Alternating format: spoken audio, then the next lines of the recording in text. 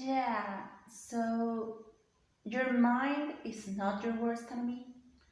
You are not your worst enemy, and your thoughts are not your enemies.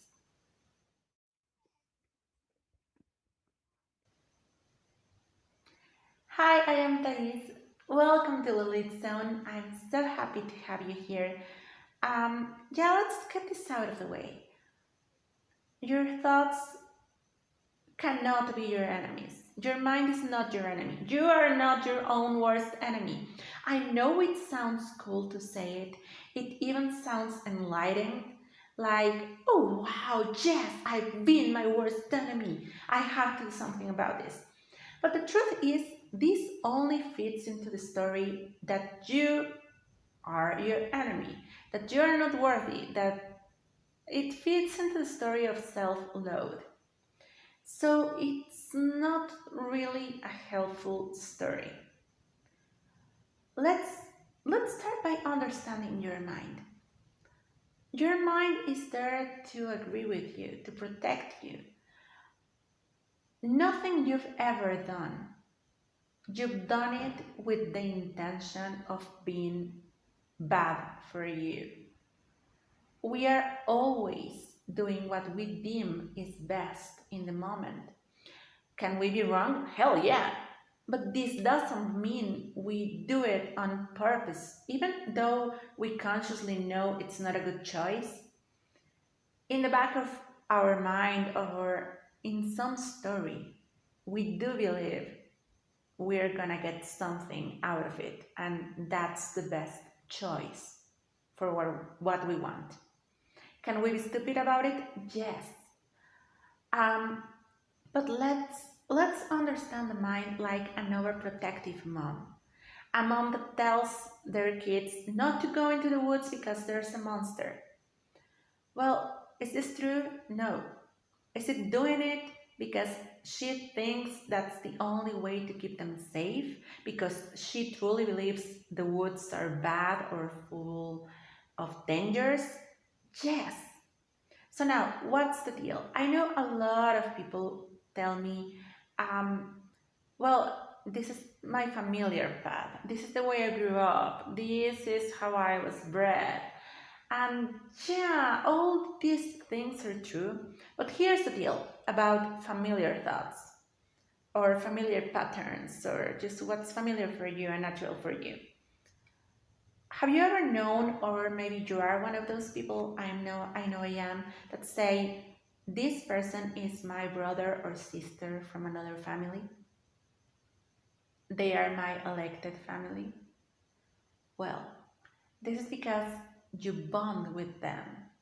You feel aligned with them and they make you feel more you, more authentic. That's the same thing with thoughts. You can choose your new family. You can choose what's familiar to you. You can have elective familiar thoughts, and that's okay. That's actually what we want. Um, Whatever is a familiar thought, it's just there because it's what you've been practicing. So if you keep telling yourself you're not enough, you're never gonna get it, this is not possible, money is not attainable, love is not attainable, whatever, that's just because that's what you've been practicing, because in some way the story you were fed into is um, love and money and success are dangerous. For whatever reason you believe that. So if you believe you're not worthy or they are not attainable, then you'll be spared from getting close to them. So it's like saying there's a monster there, so you don't want to go, and that's it. So yeah, we've been practicing them because in some twisted way we believe it's safer to be afraid of that. It's safer to have self-loathe. I know it sounds confusing, but it does. It's safer to have self-loathe because it prevents you to for of sorry going for certain things. It keeps you down, and down is safe. So, yes, let's recognize them, and instead of fighting your mind and being angry at your mind because it keeps repeating this, let's understand it was trying to protect you. These thoughts are only there because you've been practicing them, and that's it. And now you can choose another path and practice yourself into the new path. So suddenly the new path becomes easier because it's the one you've been practicing. We become good at what we practice. So, no, this doesn't mean you have to micromanage your thoughts. It only means you have to choose the new story you want to be natural for you. Because here's the main tip. With thoughts and with your mind, everything is just a symptom. So if you're having bad thoughts or making bad decisions, these are only a symptom of the story you've been telling yourself. So don't micromanage the symptom. That never works. That's like micromanaging alcohol. Because here's the deal, whatever you think controls you, or that whatever, everything you have to control actually controls you. That's what I wanted to say. Whatever you believe you have to be in control of actually has control over you. So let's not do this to our thoughts. No, the deal is you have to choose the story you want. And you can do this by asking yourself, if I didn't have these issues, what would I like to think?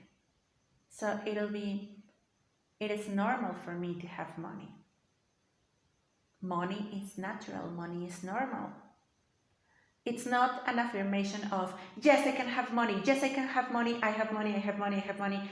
No, it's, I would really like it to be natural for me to have money. Yes. Natural, easy, normal for me, whatever feels better for you. But you can do this with whatever story you want to have. It's natural for me to receive the love I want to have. It's natural for me to give love. It's natural for me to be excited. It's natural for me to be of service to others. It's natural for me to be grateful all the time. So choose your story and accept the natural you want. Just accept it. Don't ask for it. Don't claim it. Just say, yes, this is what I want to be natural. When you do that, you give your brain the order to look at new paths in order to agree with you into making that possible. And that's all you need. Remember, your thoughts are only the byproduct of your story. So you don't have to check or believe or get angry at every single thought. Just accept their symptoms of the moment, not the truth and not the enemies. You cannot be your worst enemy. And you can choose to be your best friend. Is that right? I hope it was. If you want to contact me with whatever issue you want me to explain or elaborate on, I'm here for you. I'm also for one-on-ones, and contact me on any of my social media. Here for you. Hope you go and have an amazing day. And remember, you can always have better and better and better and better and better. Bye.